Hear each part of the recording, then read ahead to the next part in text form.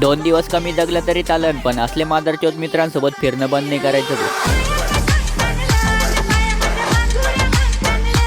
राम राम भावांनो, स्वागत आहे तुमचं आपल्या नवीन एका मिनी ब्लॉग मध्ये. आज सकाळी सकाळी ना हे पोर आले होते मला कलर लावण्यासाठी, पण मला काही ना होळी खेळायची नव्हती. मग त्यांच्यासोबत मी असा प्रँक केला भाऊ.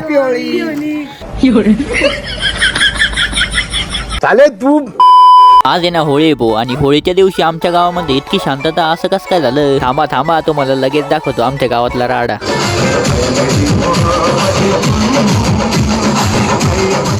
आणि माझे मित्र इतके बेकार आहे भाऊ, मला म्हणे थोडासा कलर लावतो आणि डायरेक्ट पूर्ण रंगून टाकलं ना.